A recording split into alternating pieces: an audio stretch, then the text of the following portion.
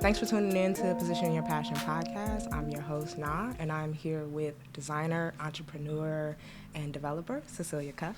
Hey. Yeah, thank you so much for being on the podcast. Thank you for having me. Jumping right in, where did you grow up? Where did I grow up? I grew up all over. I say I'm a child of the world.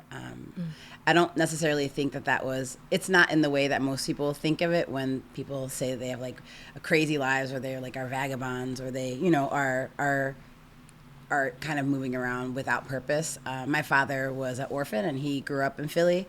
Okay. And I think our movement around the country was very much in his pursuit of trying to find a better life for his family. Mm-hmm. So I was born in Philly. I don't really remember much about it, but born in Philly, but lived in Ohio and then finally landed in Chicago. And then from, after college, really kind of spent time all over the world doing the work that I do. So I say I lived a little bit everywhere, but mm-hmm. again, it really came from my father.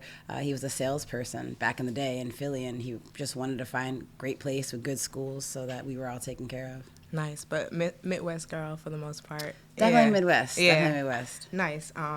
When did you first discover your passion, and what was it?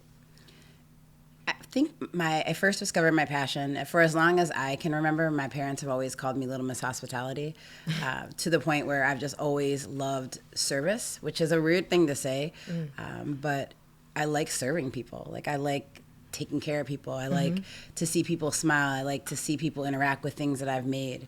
And for me, when that was little, that very much meant, I would bring the trash man like lemonade or something when he would come and take the trash out in the morning, or, or people would come to the door to knock on the door to like sell us religion. And I would invite them in to give them cookies and stuff. My mom would be like, stop doing that. He's like, I just want to care for people. Yeah, I just have always had this thing where I wanted to feed people. And I think a lot of it came from being around the table and just seeing that joy that came from being around the table with all the people that you love.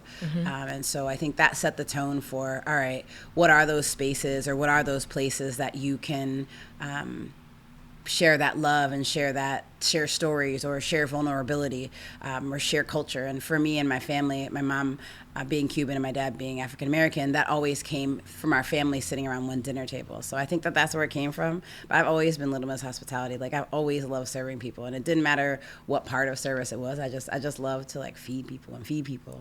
Nice. How did you get your professional start in hospitality? I remember turning 15, and as soon as I turned 15, there was a correlation between having money and my freedom. And so, I knew I wanted to travel. I knew I wanted to do the things that I wanted to do. And I think I've never been one to know that my parents were going to give me something. And so I think early on I realized that my freedom was very much correlated with my dollars in my pocket. And I do think that work ethic came from my father. But as soon as I turned 15, I remember begging my mom to take me and drive me to interview for positions. And at that point, I didn't care what I did. So I wanted to be a host at a restaurant. I think I went to like 10 different restaurants. I worked at a bakery. But really early on, I always worked in hospitality. And that was something that I always knew that I wanted to do. And so when I was 15, I got my first job and worked in a bakery, then worked as a host, then, kept working my way up through the years, but ultimately I've just always worked in hospitality. I think I've dabbled a little bit in other things. I think I remember my friends were all working at like a hair salon. That wasn't my thing. It's like marriage coaching, not my thing. I worked in sales for a little bit. I think I did like telemarketing or other things that I tried, but it always came back to hospitality. Like it's just what I've always loved to do. Okay, so you said 15, you got a job, and you worked through high school. I have worked since I was 15. I don't think there's ever been a time that I didn't work. I even worked during COVID. Like Same, my first job was at 15. Yeah. I worked at Jewel Osco. Okay. As a bagger. Okay. The one on Roosevelt, actually. Oh, wow. Yeah. All right. So you have some superior bagging skills? Some of the best. I bag my own groceries when I go to the store. Okay. I'm cool, I got it. So when they made that switch in the Walgreens to self-scan, you were like, perfect. I got this. I'm yeah, exactly. But thinking about just like your high school self, like what was high school Cecilia like? I'm curious. This is like for my own curiosity. I have always been a solo kind of person. Okay. I've never been one to run with a large clique of people, but I think it's important for me, like that fellowship and that being able to move around different types of people. So that's always been fun to me, to be able to, I played every sport. So I played soccer in the fall. I think I played, I did gymnastics all winter. I did track. I think that's like a spring, summer sport. So I was always doing sports. So my friends would be people who played sports, but I also went to Spanish club because it allowed me to not have to ever go home. So I just wanted to be out all the time. And so I joined Spanish club. As kids do, right. Yeah. But all the things I think I chose, luckily, were really, they were usually pretty positive for the most part. So I joined clubs, and, I remember I did like a religion club and like would go away on retreats to like try things in the religious camps. So I tried everything. I think I've always been really hungry to try and to test things out, many times much to my detriment, where I'm like, oh, that thing's not for me, or I don't belong here, but at least you never know if you don't try. Exactly. I think most people around me will know that I'm not afraid to put myself in a weird place or a weird position or try something. And so, high school me was very much trying as many things and like soaking up what I loved. And, there are some things that I came out of it that I found that I did love. Like I love soccer, and I played until just recently. I love Spanish. And so whenever I travel or whenever I go places, I'm always looking for places that I tend to go to Spanish speaking countries. I snowboarded a lot, and now, I've snowboarded now my whole life, and I'm trying to figure out how to surf. And that kind of passion started then. And I think travel also during my high school years, we would go on cruises, or we would go on, I think my dad tried to provide a life for us that he never had. And so for me to be young and see different places or different countries and different cultures was overwhelmingly stimulating for me. And I was like, all right, I want that. Like, I want to go to the Bahamas by myself. So how am I going to get there? And I was like, well, I can get a job and do it. So for me, I think exploration was a big part of my high school years. I have this incredible group of girlfriends that I grew up with that were like my ride or dies in high school, where it's one of those things where if somebody look at you funny, like, that you're taken care of. And then, so we had a really great girl clique. And I still talk to them sometimes. I wish I spoke to them more. But I think having that sense of confidence that comes from having a few people who have your back, I think that set the stage for me to really understand the significance of less relationships sometimes is more as I move throughout my life. So nice. And you studied at UIC? I did. What did you major in? I didn't study very much at UIC. Okay. Yeah. I wouldn't say that was my strong area. Okay. But I did. You were there nonetheless. I was there. I was present at UIC most days. No, I went to UIC. I went to school for education. And I also went to school for political speech writing. I wanted to either, I was also still working in restaurants. But outside of that, I was like, all right, my big dream is I'm going to write speeches for Obama, or I'm going to be a teacher. And so I had actually always thought about education as well, mostly for early childhood education. I did a lot of pre-classes when I was younger. And so, maybe looking at one of those fields was something I was interested in. And so, I went to UIC. It was a good school. I think I enjoyed. It was also the same time when like all my friends were in Wicker Park. This is in like the 2000s.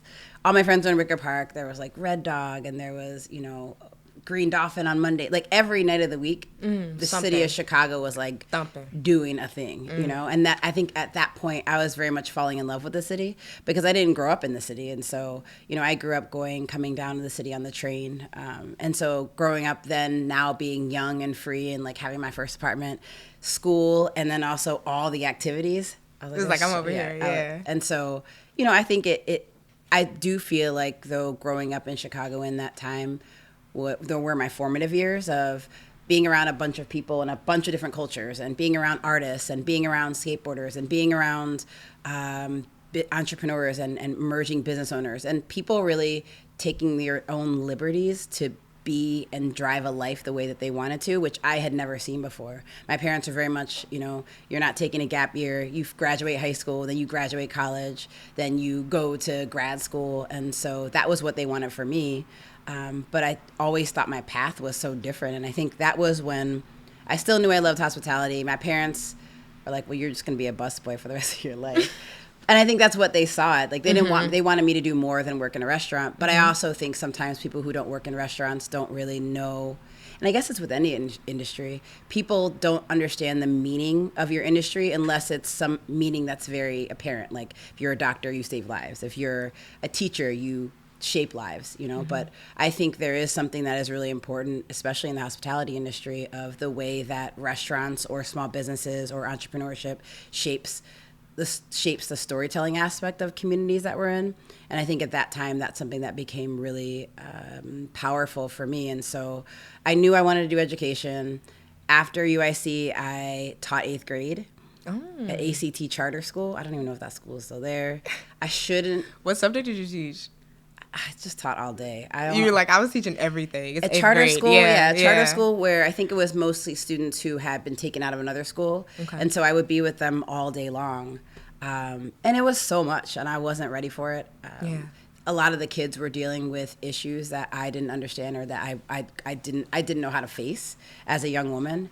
Many of the kids were like bigger than me, and they were like, Miss Cece, how old you is? And I'm like, I'm older than you. I'm your teacher. So, I think for me, 8th grade was a big jump, but, I still loved it. It's just my compassion kicks in, and then I'm like giving the kids rides to school and bringing them breakfast because they don't have it, or, whatever it might be, or having conversations that as a teacher, I don't know how to have those conversations because of things that might be happening at home.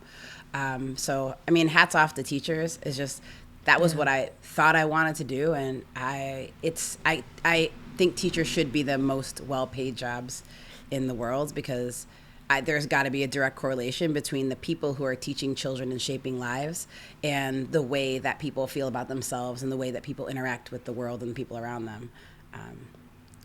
Very well said. What advice would you give to someone that's maybe thinking about going to college versus not, or like that post-secondary like education? Obviously you're in hospitality, but you majored in education. You did utilize it. You use it every day, but a lot of ways, hospitality, you can just kind of work and grow. You don't necessarily have to study, in an official way.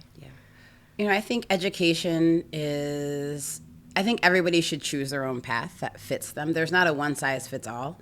I think there's a lot of pros and cons between going to school and then having student debt for the rest of your life, or the rest of your life. Or, that's the how most our of your system life. is Right, set. Exactly. I think there's something to be said about access to education and academia as a whole. It's next level, and the way that it exercises your brain and the way that it allows you to think and the way it allows you to be analytical about life and the way that you approach things. I am still a proponent of everybody should try everything. So I think try it. You don't know what you're missing unless you do. And there are some people who love school and they excel at school. And as a result, we have incredible doctors and lawyers and teachers and people who can write, papers and studies. And without the academia world, I don't think that we would have as many thought leaders, or we wouldn't have as many thought leaders. So I particularly appreciate people who do love that path. I have friends who have multiple degrees, and I can't sit still. So I think I chose life to be my school and my education, but needless to say that maybe I would go back and learn a class because I love learning. And I think sometimes even today having a conversation with somebody who can educate me, but again, what resonates more with me is life education and education of the world. So traveling and museums. And, so both. Yeah. So I think both, but I think try it.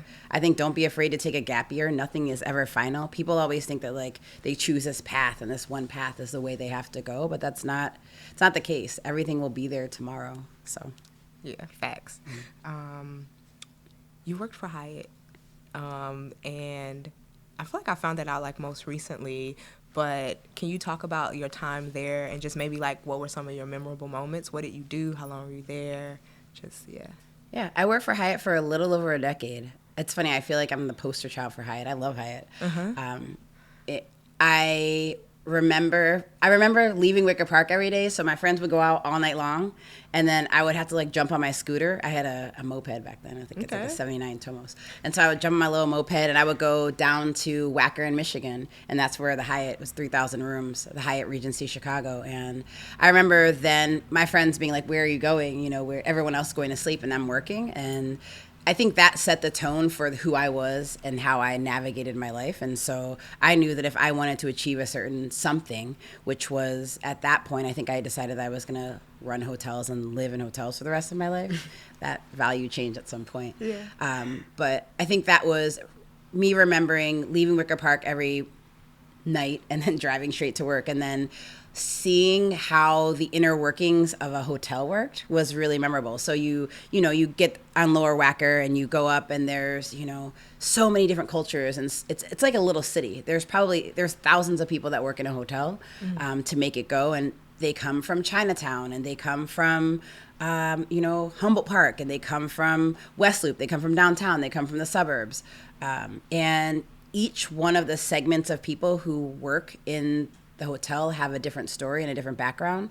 And I found it particularly interesting that exploring those backgrounds helped me to better understand my city, but they also helped me to better understand the lived experiences of people, especially as it pertains to how those people make up a business. So for me, I think that was really when my career path started, and I understood the magnitude of how important business was on a micro level, and at that time on a macro level, because every time you build a Hyatt, you're building a small city that's going to be an economic driver, because you bring thousands of people through that space, and it makes everybody around that operation more wealthy, whether it's the businesses around or the people who work there.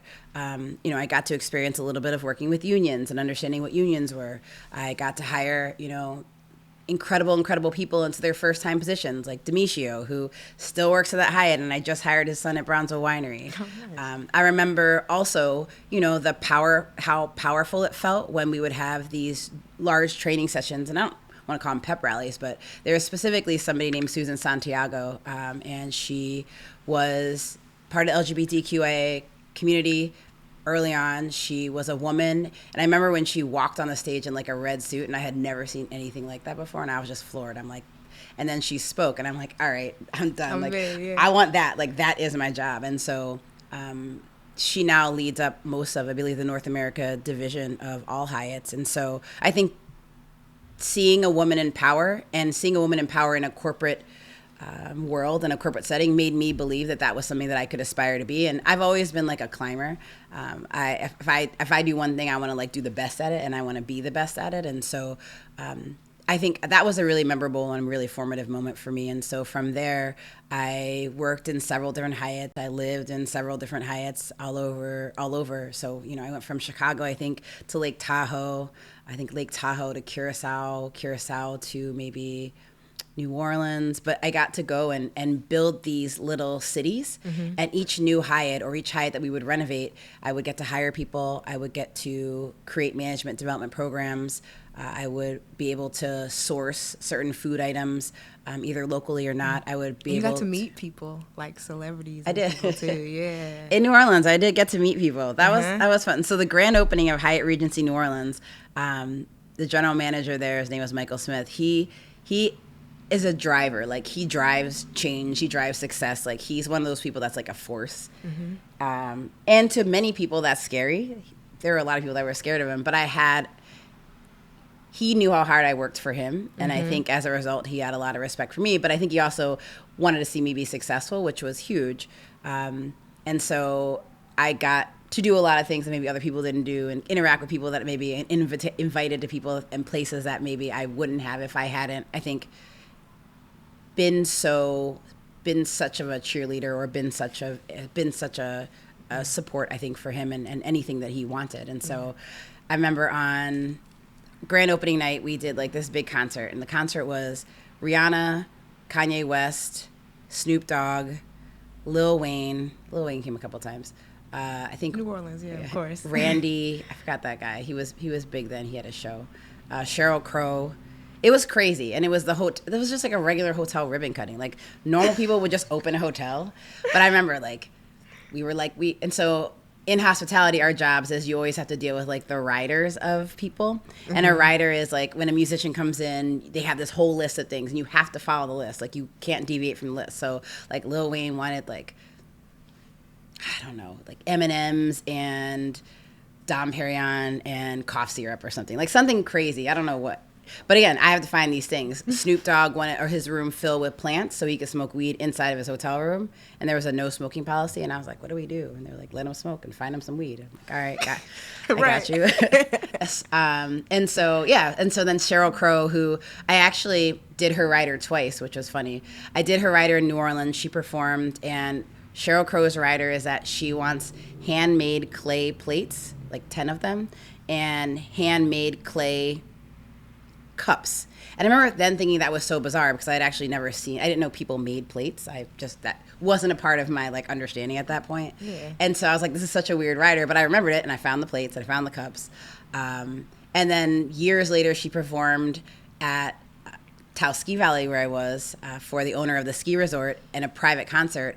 And of course, because I'm the person that serves everybody, they gave me this rider and they're like, we can't tell you who it is. And I read the rider. I was like, these clay plates. I know the clay plates. I'm like, right. It's Sheryl Crow. Yeah. And they were like, how do you know? I'm like, because I've been serving people my whole entire life. And like, I know, like same with the restaurant now. Like I know when people walk in, I know when you walk into the restaurant, I know you want shrimp. So I just tell the chef to fire it up, So, but every single person, I think that's a big part of hospitality is you have to know, you have to connect with people in a way that like, it makes them happy. And I think that's what I love about hospitality. So yeah, that was my time with Hyatt. I remember being on boats in Curacao. I had the best food experience I've ever had in Curacao, where there was like a skewer restaurant on top of this mountain with this dad and his son. And it was just over this big grill. And it was such a beautiful and pure experience. And one day I'll probably open a skewer's restaurant based on that experience. So, and then, I mean, even, there's so many times when, as a team, we could band together, and then also the careers of the people that I've been able to work with in that setting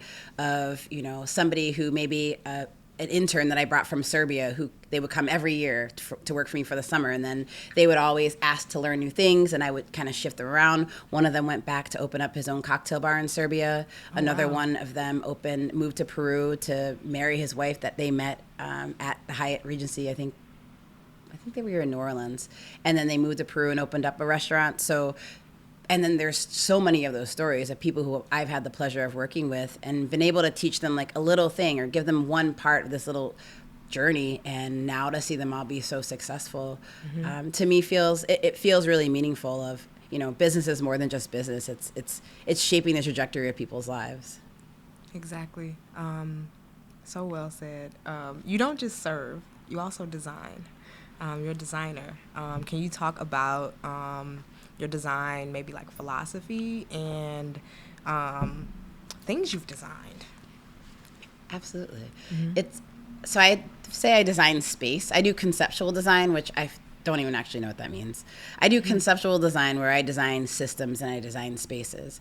And so what that looks like, what that has looked like through my career is going into a space in New Orleans, for instance, and looking at what the landscape of the community has, or, going to New Mexico and saying, we have 4 restaurants here on this mountain that aren't working. How do we reshape and rethink these offerings and reshape this experience so that it feels better, and then as a result so that it makes money. So I think there's that's the conceptual design part. There's the user experience part that is more tangible, where you get to pick out bookshelves and you get to pick out lights and you get to pick out whatever it might be, glass. The aesthetic, yeah, the aesthetic. And so the aesthetic is fun, but what's more fun to me is to design systems and to design operations that grow the communities around them. We say we build businesses that build communities. And when I think about building businesses that build communities, we look at who are we hiring, we look at what are we building, the things that people sit on or the things that people walk through, who's doing the art, and how is that art storytelling the community that we're in. We think about what does the development look like for those employees who are working in that space. We think about, the food and the beverage, and how do the food and beverage in that space and the things that we're serving tell the stories of people who don't get to tell their stories, and then how do we amplify those stories through our social media. Restaurants are really powerful because you have a captive audience for an hour and a half. Depends. If you're on the south side, it's usually like 2 hours. If you're on the north side, usually about an hour. People culturally eat in different ways, which is interesting. But for an hour and a half, you are there and you're presenting this package to somebody, and you can tell them whatever story you want. And then when they leave that space, they're going to tell that story to probably like 5 or 10 other people if they've been touched. And part of that is creating a ambassador of your space. But you also, in my opinion, have a social responsibility as a business owner to create ambassadorship for every single part of your operation and other people instead of just yourself. So for me, it's been really interesting to try to grow careers, to try to build and design things that tell stories. And so, in Bronzo Winery was easy. We wanted to tell the story of a summer night in Chicago. So when you look at like the hue of the lights, there's a very specific hue of lights that when the sun's setting and you're like out on Michigan Avenue and like you don't ever want that night to end, there's probably like house music playing in the background somewhere. Like that's a very specific feeling. I feel like that's specific to Chicago. And I wanted to tell that story through the space, or, all the people that we use in Bronzo Winery to help build the space. Each one of those people have it's our job to tell their story, and the brands that we use on the menu as well. So it's fun to design spaces, and I also think being really intentional about the way that what you design makes people feel is important as well. A lot of artists will say that they're designing for themselves, not for other people, but I actually feel like I'm the opposite, where when I design things, I am designing for other people. So when we put the greenery out in front of Bronzo Winery, we were super intentional that I wanted it to feel tropical. I want people to come out there outside and walk down 44th and Cottage, and instead of seeing empty lot, dollar store, I want them to see like a place where they feel like it's Instagram worthy. We don't have as many spaces where we can take pictures or be green or be happy in our communities. And I think especially in communities like, corridors like 44th and Cottage, being able to create these little pockets of escape or sanctuaries, I think was really, really important. Nice. So talking about design, there was a question I had, but I'm not going to ask it because I really want to know, what was the design timeline for Bronzo Winery? Like, how long did it take? And then can you talk about specifically the elements of design? Because I know, like, who's on the walls, like, who did the furniture, like, all in, like, what went into conceptualizing that, and then time frame. Yeah, absolutely. Yeah. When we designed Bronzo Winery, I would say it probably took all of COVID. We started before COVID, and it was just an idea at that point. 2019 through like all of 2020. So I guess 3 years, because we opened 2022. Okay. So we started probably 2019. At that point, it was kind of just an idea, and so there's always like the steps. The boring steps are the fundraising, grant writing, budget building, and then you get to move into like the actual design part once you have all the other pieces in place. But I think building a solid foundation is always where I start. So then we spoke about like, well, what are we? And I always say when I talk about design, and I actually got this from Derek Westbrook, who's our sommelier.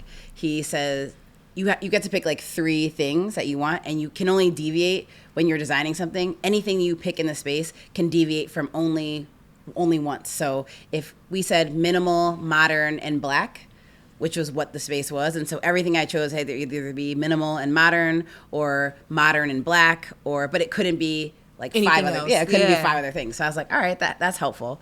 And so when we designed the space, I would say it took about 2 years of maybe a year of actual design, and that's picking out the tables and the chairs and the china glass silver. It's funny, the chairs and tables, we went to Design Mart, I think it's Merchandise Mart, to the design area, and there's floors and floors and floors of furniture stores. And so I found this chair that I loved. We sat in this chair. We had sat in like 20 chairs, and we knew we wanted it to be like a little bit Afrofuturistic. And so I found this chair that I loved, and I was like, oh, this is the chair. And I asked the person what the name of the chair was, and it was called the Master Chair. And I was like, ugh. I don't know. I don't know if I was like, I don't know if this jives with me. I was like, the Master Chair, and everybody's like, you're overreacting. And I'm like, yeah, but why is it called? I was like, but why is it called the Master Chair? Is it the first chair? Is it? So no one had an answer. So that was actually when I was like, how can we make this in our community? Is there anybody that makes chairs? And that's when my business partner Eric. We always say Eric says I know a guy, because Eric knows one of every person. And so Eric Williams said, I do know a guy, it's Norman Teague. And so Shout out Norman Teague. We reached out to Norman Teague. He's incredible designer, makes beautiful, beautiful objects of every type.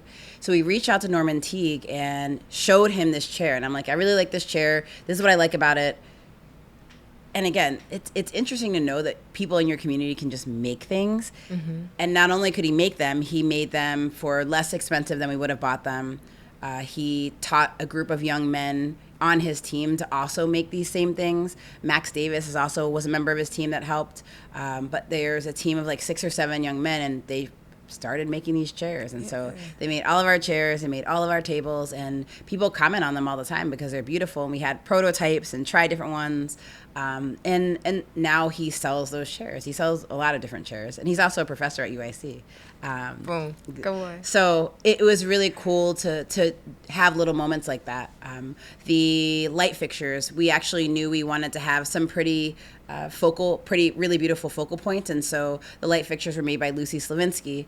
She's an incredible designer, has had her artwork all over the world, but she's really, really creative. And we kind of explain the Chicago summer sort of like feeling and the light and the sculpturesque qualities that we wanted to have. And so we had her do the light fixtures. Krista Franklin is from the South Side. She's an incredible poet and artist. She's incredible. And so when we started to think about how do we put art on the walls, one question was, can we actually infuse the art into the walls? And so she made these beautiful, beautiful collages on her bed. She didn't make any pieces that were larger than her bed. And so we looked at some of the pieces and put it on the wall, and we actually printed it on all the walls in Brownsville Winery. Yeah. And then there's other smaller parts. Sierra McKissick does a really incredible job curating art.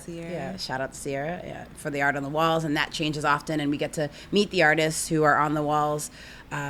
The wine bottles that are on the top row of Brownsville Winery, which seem like a really understated piece, actually they came by a local citizen. I think her name is Gwendolyn, and she said that she and her husband had traveled the world. Her husband had just passed away, and they had this wine collection. And so she's like, well, can I donate the wine to you, and so you guys can just have it? And I was like, I don't know legally if that's possible, but we tried to think of a way that we could incorporate the wine into it. And so we hadn't quite built that section of the restaurant yet. Mm-hmm. I think it was going to hold herbs or something like that. And so, but the herbs didn't have a cultural meaning to us. And so we thought, what better way than to build actual display for these wine bottles that told the story of this woman's life with her husband. Mm-hmm. And so we incorporate that into the design of the restaurant. And she's a longtime Brownsville resident. She's come back a few times to see the wine. And so there's just really special moments in Brownsville Winery that, from a design standpoint, we're really intentional. And then, I think we try to think of every detail. So the color of the wood and, the sound system in there. We actually have one of the better sound systems in Chicago. Dante's Hi-Fi in Miami has a specific sound system. I think Public Records in New York. But it was designed, so we're on par with those really incredible sound experiences. And same with the sound dampers, and the amount of wood in the space is made to damper all of the sound so that it's never too loud, which is an important part of a restaurant. And Ron Trent, who is a world-renowned DJ, his daughter actually works for us also, Noni. And so he came in and he thought about what could an incredible sound experience feel like in a restaurant space. And so we've been really lucky to be able to have vinyl tables for vinyl, and to be able to have just, I think, the ability to have a sound system that's on par with really, really high-end experiences. So, yeah, there's a million little tiny things, and from forks that I agonized over to the little silverware rests, so, that's a more sanitary experience. Yeah, the bathroom. Got to go to the Brownsville Winery. That's the whole point. It's so intentionally designed, and thank you for just, breaking all those things down, because I even learned some stuff. And I'm in there a lot, yeah. Can you talk about building a restaurant on Native Indigenous land, and just any advice to folks that are thinking about wanting to build in communities that they may not be from? I think it's important to contextually think about the past and use that to appoint your path of action or your course of action. So specifically, when we designed Taos Ski Valley and built a hotel there, when we designed the restaurant, the Stakeout in New Mexico, we wanted to be really conscious of all times. And I think part of that is, if you're not designing with the community together, then you're just designing at them instead of designing for them or with them. So involving the community in the design process early on is really important. So everything from cultural sensitivity of understanding the way that you name things. Like, for instance, we had considered calling a space the Kiva room, but Kivas to indigenous culture is a really, really important word. And so it's kind of downplaying it to even call a room after a space that they find sanctuary in or pray in. So it's little things like that if you don't have people who around you who are on your team when you're designing from that community, you're going to at some point probably fall or probably design something that either is offensive or feels exclusive. So I think involving people from the local community was really, really important for me, especially in Taos, because the Red Willow people have a strong culture, and it even commands things like there are certain dates that you can celebrate. And as a result, you want to make sure that when you're designing programming, that programming doesn't overlap with the religious programming. Mm-hmm. I think when we started to design the space in the Stakeout, the restaurant, it was also important for us to look at the pictures that we use on the walls and the artifacts that we use, even though it might feel like it's a Taos experience, which is kind of like outdoorsy and boho and very indigenous inspired. There are certain artifacts that you can't use, even though they might look cool, but you can't use a Zia on something because a Zia means something to a very specific type of person. Or a drum, for instance, is a religious piece that you don't necessarily want to have just hanging on a wall in a venue, even though it looks and it feels like something that should fit there. That's because that's the way it feels to me, not because that's the way it feels from the people who created that land. So we struggled a lot with land acknowledgments. That's really, really important. Retelling stories is really, really important. We do that at Bronzeville a lot, of understanding the historical heritages that pave the way for us to be able to have access to that space.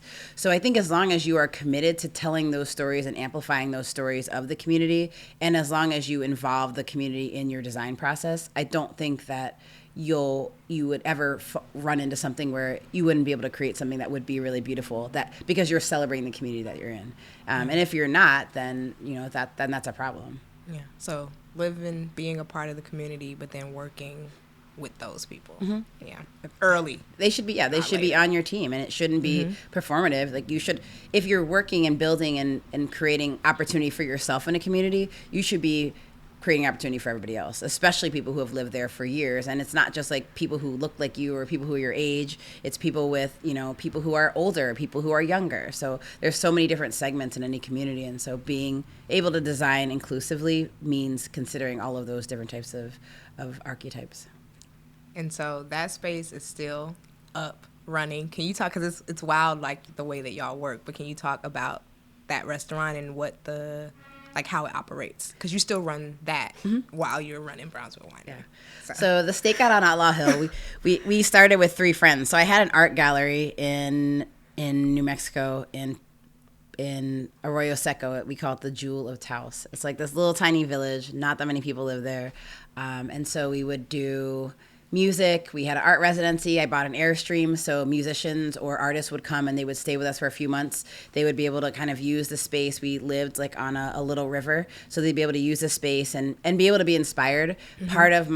Part of me has always been that all of my friends are artists. Many of my friends are artists and visionaries, and I work really well with that because I work very much in structure and very much in Excel spreadsheets and business and acceleration, but I feel like there's a yin and a yang of that artistic community, and so I opened up Parseco, which when I lived in New Orleans, I lived in it was called Parsnola. It's actually started by Ricardo Barba. Shout out Ricardo. He's from Chicago, actually. Okay. And so he moved out to New Orleans and built this incredible art commune. It was 3 stories on Bourbon Street.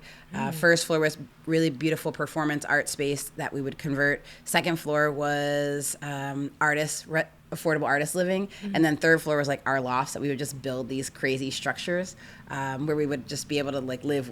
He lived in the elevator shaft. I lived in this floating room that it was so crazy, but it was so much fun, and it was such there's so much fellowship in that building. And so when I moved to New Mexico, I wanted to bring that same thing. So we became like the traveling sister of that concept. And so we started Parsnola. And so in that space, we really created a community. And so I was able to attract traveling musicians. When people were on tour from Austin to usually Denver, they would always stop. And we were on this really cool circuit where people would stop and they would do like unplugged performances in my house.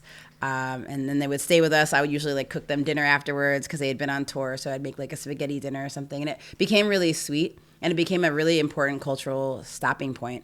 But when we opened our doors in that type of way, every part of the community came out. So every age group, every color, race, creed, everything. It just was super, super cool. And it was a really peaceful space.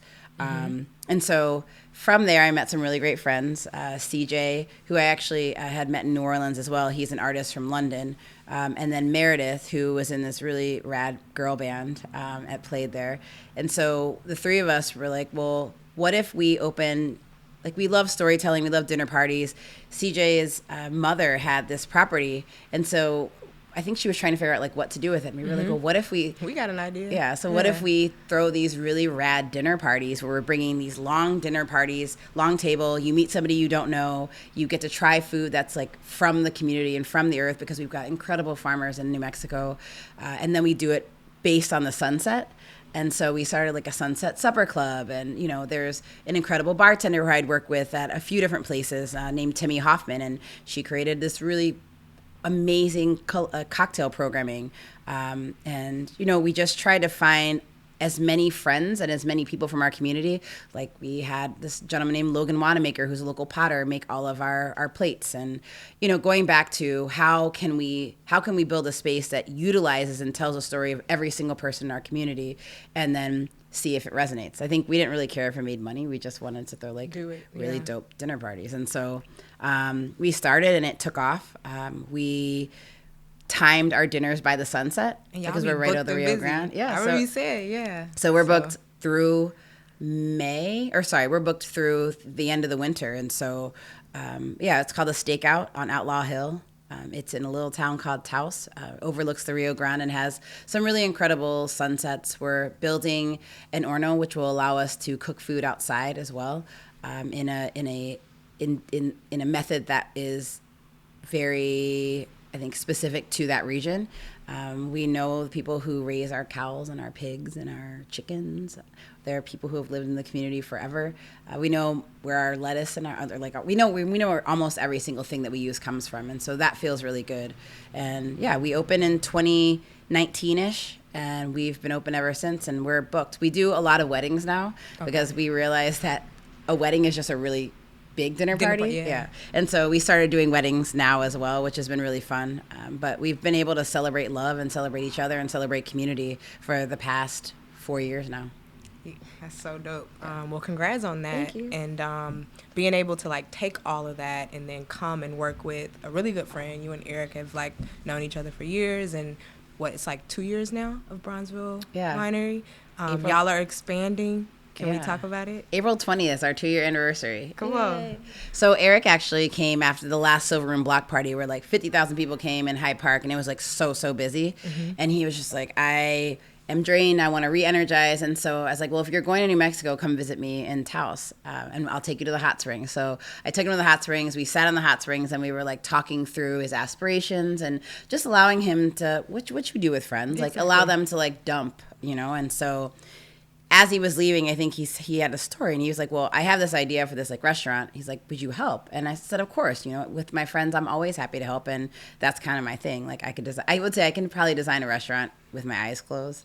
And so I started helping him from afar and wound up moving co-founded, transitioning back to Chicago. But I've known him. I used to live across the street from the old Silver Room back on Milwaukee Avenue. So I lived above Artemio's Bakery that's still there and would always go into the store. And while we have very different paths, you know, he's been a business owner in Chicago for 26 years. I think Silver Room's been around. And for that same amount of time, I've been building, but in hospitality. And so, but our common thread is that we like both powers combined. Yeah, it's like we care both very deeply for the way that we are using our entrepreneurship to build community around us. So I think that's that common narrative or that common goal was really what caused us to become so close, which was really cool. So yeah, y'all are expanding. So yeah, now Brownsville Winery. 2-year anniversary. We're leaving for Portugal and Spain in 2 weeks. We're gonna make our wine company. So the wine company will be called 44 by Brownsville Winery. And the reason we called it that was because of, one, bringing light to 44th and Cottage Grove and being able to speak to that on the label. When you think about aspiring wines and, you don't think about Brownsville, you don't think about the south side of Chicago. And so we really wanted to use the bottle. Every single time somebody opens a bottle, they're thinking about why they should go to 44th and Cottage. Additionally, I think our favorite president was the 44th president, Obama. Okay. So Obama's been to the space, and we definitely want to do something really special for him, and also something really special for somebody who's so important to Chicago and the Black community. So that wine will likely come out like this summer-ish. We're going to be making it. We're going to be working with the winemakers in Spain and Portugal over the next few weeks to kind of get the labeling and the bottling done. So we're really excited for that.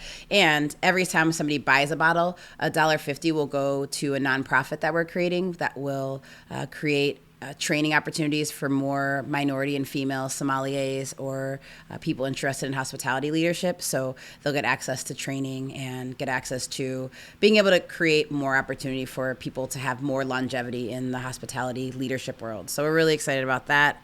And then in 2025, I was waiting on it. We'll be opening up Brownsville Winery in Terminal 5 in O'Hare Airport. Come on.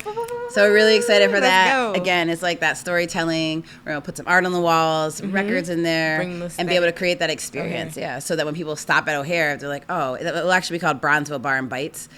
So when they stop there, then they'll come and they'll want to come to Brownsville. But it's all about bringing visibility to the South Side. So we're really excited. Flying out of O'Hare. Now I got to fly out of O'Hare. But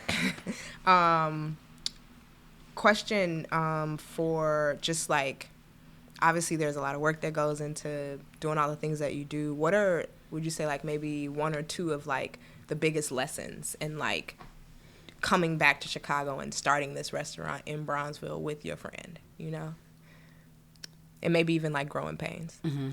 I think that some of the biggest lesson I would say is that we can't assume that people have visibility of what other people are going through, and that leading with humanity and building businesses that understand the human experience is really important.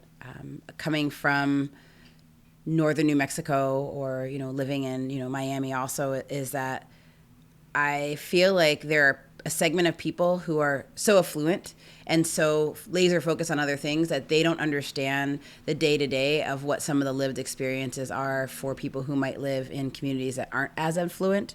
And that might look like access to education, which we know is a huge issue in Chicago, access to great high school education, or even access to being able to live in a community where you can have the idea of like a 15-minute walkable city where you can walk wherever you might need to go leave your house and go grocery shopping and get food, or go to a restaurant, or go to buy something small. And so I think that there are a few different aspects of that I learned that I can't assume that I know what people are going through, and so you have to ask them.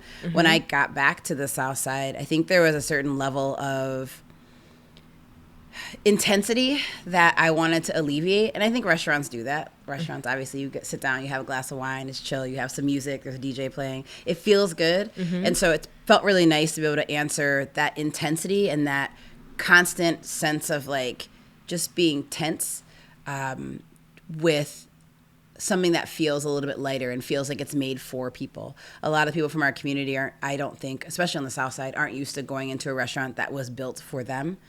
They're usually, I've heard that there are feelings that, when you go into a space downtown or you go into a space on the North Side or wherever, you don't immediately feel like this space was designed for you. And I don't know that I've had that experience, but I don't allow myself to think that way because everything is for me.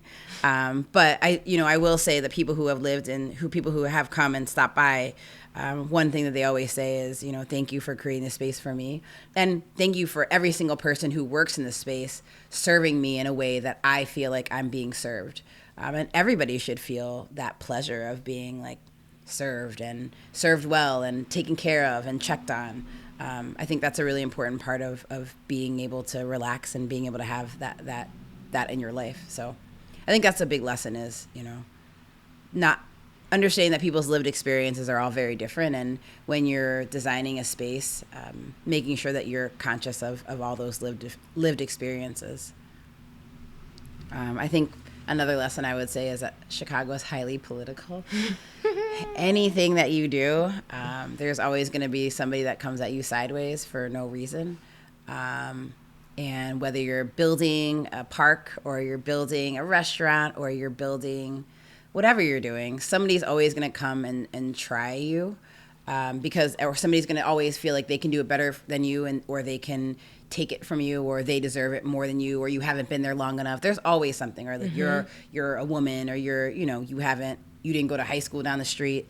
But as long as what you're doing is rooted in good and you know that you're taking care of people, there's nothing that anybody can ever take away from you. And so I think for me, that's been a big lesson that I've had to learn, is just not to worry about people that do want to come at me sideways, because I know the good that I'm doing. And so you can never question incredible results, and you can never question improved livelihood. You can never question career pathways made. You can never question, putting a menu out that helps people who have local brands, celebrate their brands. So, I think that's been another thing is, sometimes you have to deal with the politics, which is not always that fun. Some people excel at it. I'm more of a background person.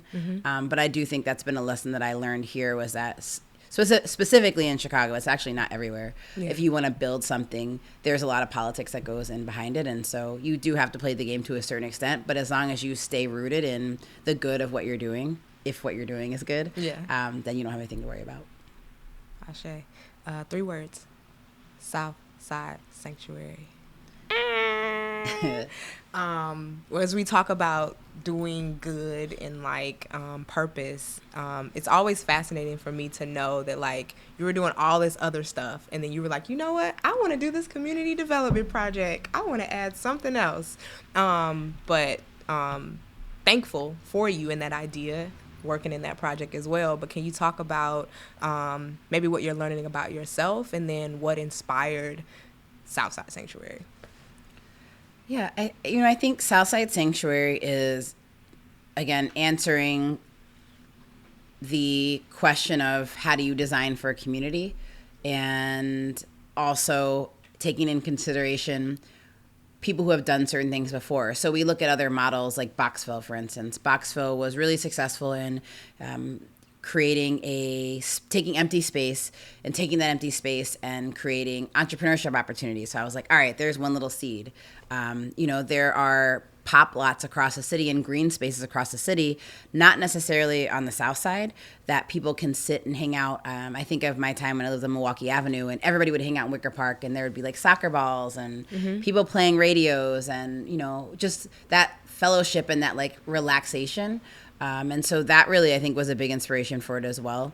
I have always been, I feel like, welcomed by the skate community, and that's always been a really important part of my life as well. And so I've seen the camaraderie that comes from skateboarding. I've seen the integrity building that comes from skateboarding. I've seen, how beautiful, a group of young skate kids, whether, whatever they identify with, seeing a group of skate kids going around together and how powerful that feels. And so, and also know how important, that affiliation with that family, that skateboard family, can shape lives. And so that was a big part of shaping, especially in Chicago, we've got so many different skate crews and places to skate. And so that was a big inspiration for it.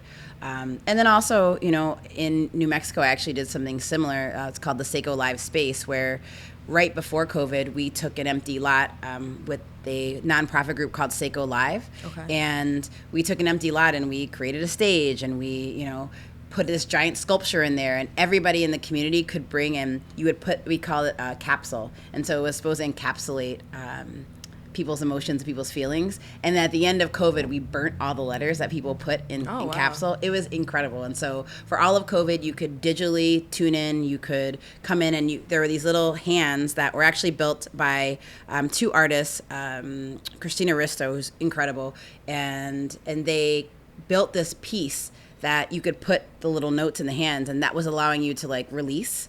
And then from there, at the end of COVID, we did this big burn where we burnt all the notes and we played music. We all came together for the first time. And so me seeing the activation of empty space and having, there's an incredible visionary, his name is Andy Burns, who really allowed us to use this space. And that made me understand that empty space can be transformed to transform communities as well. Mm-hmm. And so that was also a big spark for, the space. And so I was like, well, the city of Chicago's got 1 million empty lots. And as I've been working with more developers across Chicago and developing spaces, part of that understanding is that the city doesn't need these spaces, and more so when you develop in a space, you're creating economic activity. So when Brownsville Winery opened, the community was the community became safer because we had more visibility, there were more lights, people were happier because they would stop at our space and then go down to Haji Healing Salon and Spa and like walk to Sarah Gafufi's shop next door.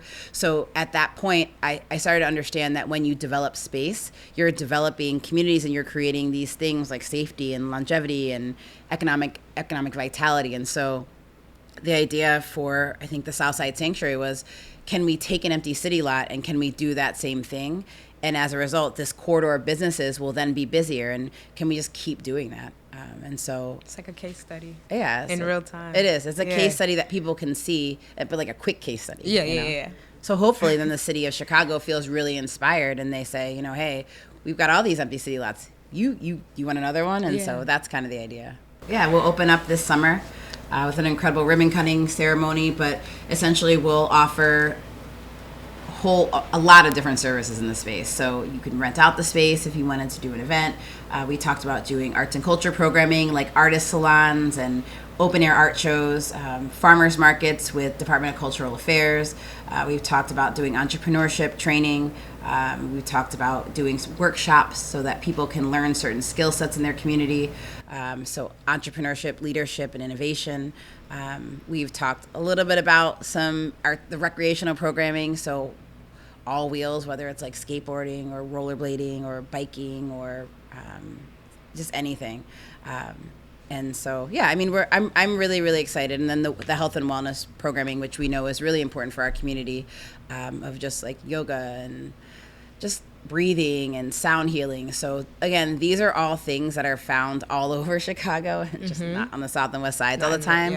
And they're not accessible. And so when we create accessibility to these types of resources in our community, it really allows us to be able to change the way that we feel about our community and the things that we deserve. And so hopefully this is just one space, but I know Cliff Rome from Peaches is doing another space that's similar, and Theaster Gates has done another space. The Arts Lawn is just, we're a little scrappier. We don't have as many resources, but what we do have is we have community, and I think our team is a really, really beautiful reflection of our community. And so as long as we keep tapping into our community partners, we're not creating a space that is for the community, we're creating a space that is the community, and they could just come in and do their own programming.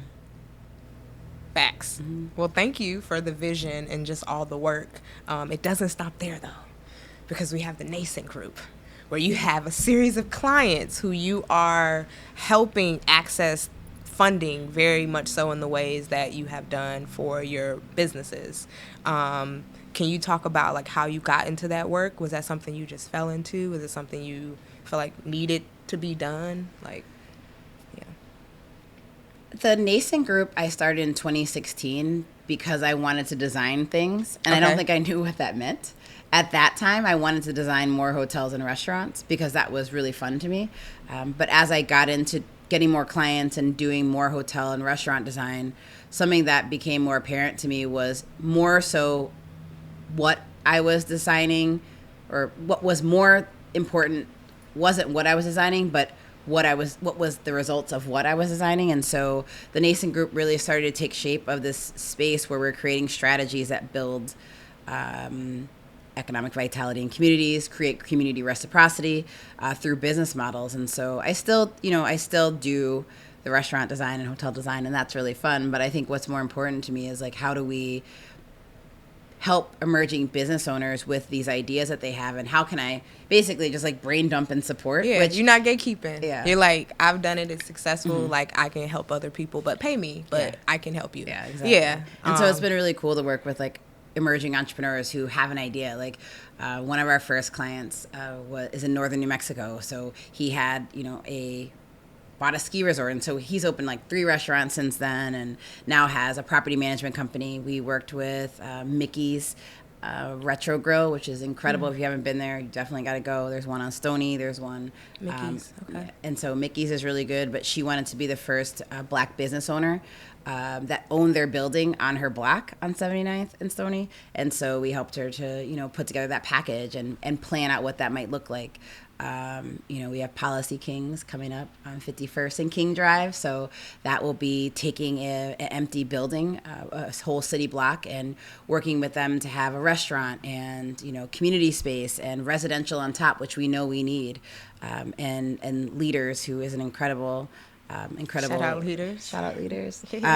Who's an incredible business owner, again, in the community for over 20 years, being able to create a Leaders and a Queens, which is going to be the female forward or focused version. And so, we've got clients in Back of the Yards, and we've got a restaurant opening in South Shore Cultural Center with Donnell Digby, who owns Nofsi this coming summer. There's so many projects, and we have clients in, Brooklyn that we work with, and we have and so now it became more about development work with the Nascent Group, and not just about designing restaurants or hotels. And so my team is made up of a really incredible group of young women who are all interested in different fields, but want to learn the structure. And so it's really nice to be able to kind of have that revolving door, for lack of better words, where they can work with me for a little bit and then go on and do similar things, but they're still building businesses and they're still building communities, which has been really cool. So, yeah. That's super fire. You already name dropped some of your clients. Like, the other thing that I wanted to ask was, with accessing funding, or no, that wasn't the question. What are some of the biggest key things that you think like clients miss on their attempts to access funding? So like you're very focused on not just working with businesses, but like small businesses, minority-owned businesses. What is it that they're missing that the Nascent Group is actually providing, like the misconceptions? I think as a business owner, we always go to working hard, especially small businesses. We just think we need to like work really hard and make all the money, but that's actually not how corporations think. And I learned that at Hyatt, or with other large scale businesses. Corporations think backwards, so they understand the value that they're bringing to a region, and then from there they build out their capital stack based on that value by working with federal agencies, by working with the city, by working with the county, the state, the county, the city, and the federal government, which is 4 different agencies, all have funding to develop communities and all have funding to develop business. I think people overlook the strategy of leveraging those resources that exist, whether they're federal, state, county, or city. And so all of those different entities have different incentives that are made to attract business owners into communities, because everybody wants a vibrant community, everybody wants business, everybody. And so I think it's about tapping into those resources. So, the Department of Clean Energy, if you have clean energy programming, the city usually has pre-development programming where that pays for you to even concept your idea, because, I think people think that that's just about the build phase, but before people even break ground or start building, you need an architect to do your design. You need, zoning changes often. You need permitting. You need a team and a project manager. So I think a lot of times people don't break their projects into different pieces. It's also really hard as a small business owner to be an operator and a developer at the same time. So it's very difficult to operate your day-to-day business and at the same time plan something that's going to happen in the next 5 years, or design a new version of your business. And so unless you have a large team, which most small businesses don't, it's often best to bring somebody on to keep pushing that through so your dream doesn't just stop. So, we say we bring nascent ideas to fruition, which is why we call it the nascent group. And so the idea is we want to be that person. We want to create that momentum. And so I always say by any means necessary is what our team does. Nice. Yeah. You do a lot. And I feel like you're the person that's like somebody called you later today and was like, yo, you want to da-da-da-da? You'd be like, all right, let me see how I can make it work. How do you, what's your support look like personally and professionally? What are the things you lean on? What are your tools? What are you using to get it done? Yeah, I would say my teams are always a really big part of how to get it done. Mm-hmm. So I don't work well with people that come across obstacles and can't get around or through them. I think that's always been something that everybody's always known about me is I don't stop. So if there is an obstacle, I'm either going to figure out how to solve it or I'm going to go straight through it and it will no longer exist. And I think everybody who I work with, I don't want to say demand that of them, but I expect that same dedication because there's always obstacles in small business. So there's always obstacles in life. And so I don't surround myself or really associate myself with people who can't get around or get through obstacles. And so it makes it difficult for those people who can't get around obstacles, but probably not that difficult because they're used to not getting around those obstacles anyway. And so, I think as far as balance goes, I always say I try to play as hard as I work. I haven't been I'm guilty of not being as true to that statement as I always have been. But before I snowboarded all the time, I surf. And so whenever I can, try to get on a surfboard. I ride my bike all the time when I can. It makes it harder in Chicago for those gray months, which is so many of them.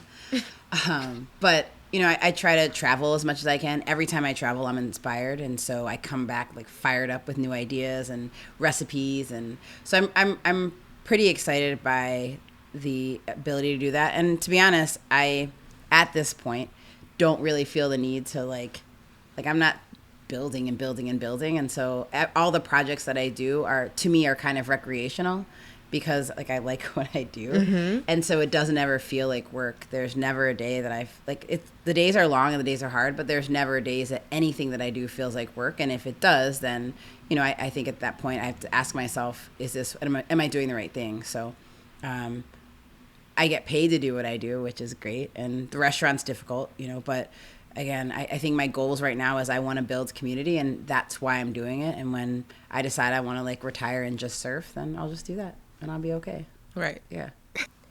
You're really approachable, which is something that's I feel like a person can come and ask you anything. You make yourself that way. But you also, like you said, you demand excellence. You set a standard. As a leader, how are you able to navigate that? Being a person who can, be, but then also remain very cool and down to earth and approachable. Because I think there is that fine balance. I always say that as a leader, you're either liked, loved, or respected. And you can't, a lot of times you can't have all three, and I think that you kind of really have all three, respect, and love from people. So I appreciate that. Yeah, just how, for the, leaders like myself, because I feel like I don't be liked. I guess I would say that everything that I do is rooted in my love for human beings. And so most people know that when I am being hard on them, it's because I love them. And I think I serve people so much. My servers, I would say, would probably consider me hard on them because I want them to do the right thing and they got rules and steps of service. But I am always fair, I'm always firm, and I'm always consistent. So I'm never asking them one day to do something and then changing it up the next day if I can. Sometimes I forget. But I will say for the most part, I try to be firm, fair, and consistent and don't play favorites. And everybody knows what I expect of them and make sure that I'm clear. And so even when people in past, I always say I don't fire anybody. They always fire themselves because I've given you so many chances and I've tried to set you up to be successful. So, I guess I would say is being firm, fair, and consistent. And I think my personality is just pretty approachable. So I would hope. But I have heard that am not always that approachable. So it's nice that people view me that way. So thank you so much for being on the podcast. Thank y'all for tuning in to Positioning Your Passion podcast. You can follow us at Positioning Your Passion. You can follow all of Cecilia's work at Southside Sanctuary Shy, the Nascent Group, and Celia 312. Yep. Yes, I got it right.